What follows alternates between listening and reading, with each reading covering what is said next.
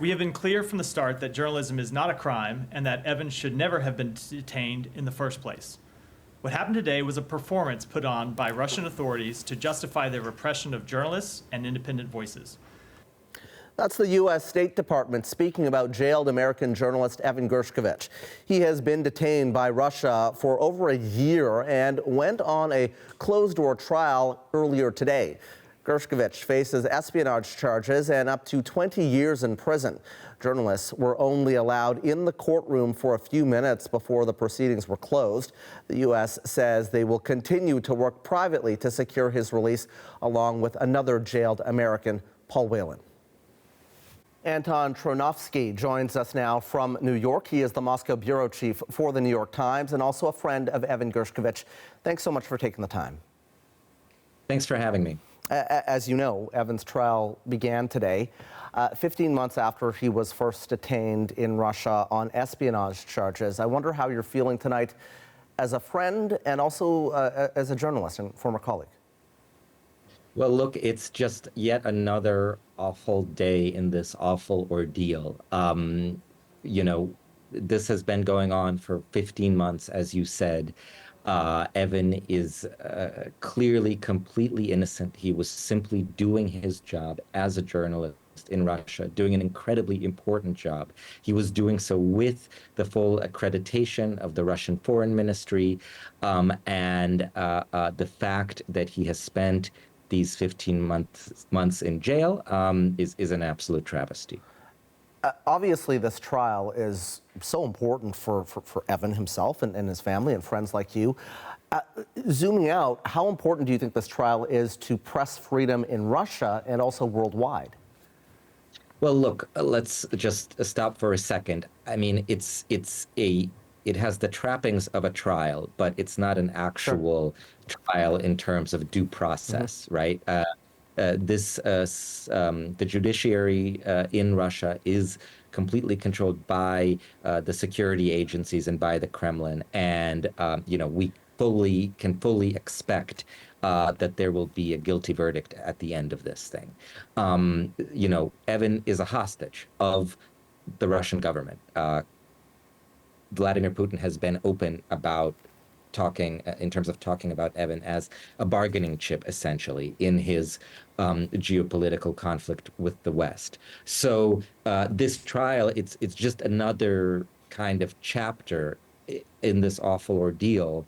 But we have to remember we are not talking about a due process system here where we can have any hope that Evan would be able to defend himself actually in court. So then, Anton, how do you hold on to hope? Or can you have some optimism? Well, look, Evan faces 20 years in prison. This is an unprecedented situation. Never before in modern Russian history has a Western journalist there been imprisoned on charges like this. It's clearly a demonstration of how far tensions have escalated between the U.S. and Russia, that Russia feels sort of able to take a step like this. We hold on to hope because, he needs to be released. He is completely innocent. He was only doing his job.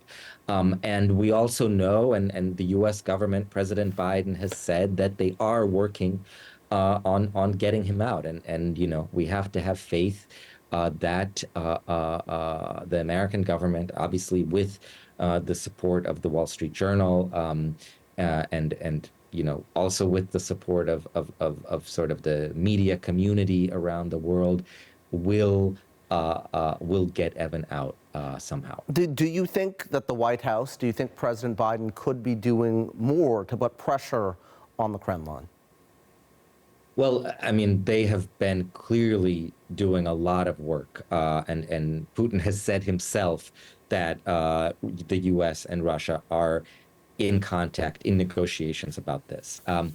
Unfortunately, we have seen things like this before with non-journalists, Americans who have been taken prisoner in Russia. People like Brittany Griner, the basketball star. Right.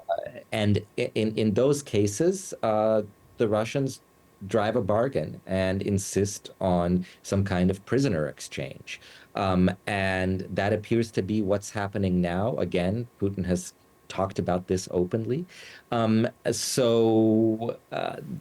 I mean, that's kind of what's going on clearly behind the scenes here.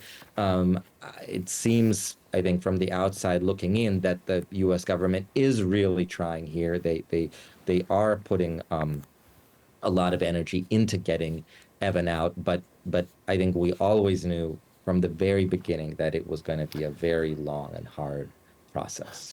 Here in Canada, we've heard, of course, of Evan's story as a journalist, but I wonder if you could tell me a little bit about him as a friend.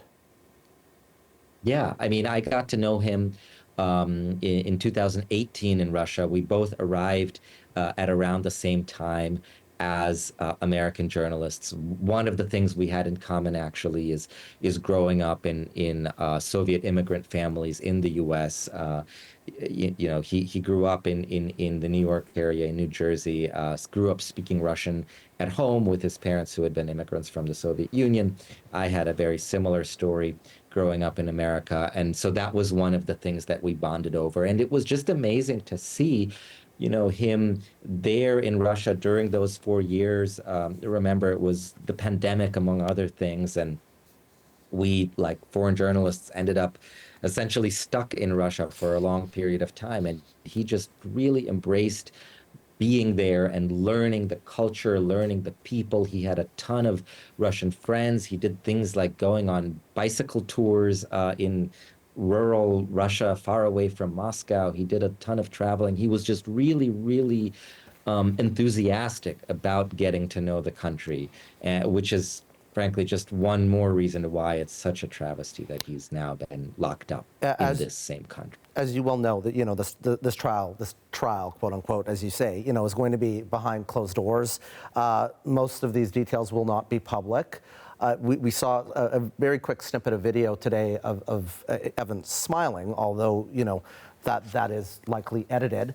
I understand that you've been communicating with him as well as others through letters. Can you share anything about how he's doing right now, about the conversations you've had with him about, you know, his mental state?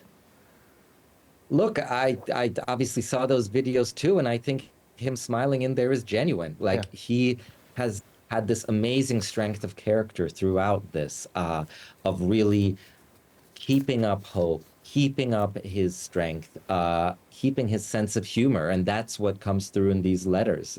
So yeah, I mean, it is possible to exchange letters with him, and what I see in there is that, you know, he remains incredibly interested in what's happening in the outside world, in the media world here in New York, in his friend group, many of whom are now located in Berlin, like I am.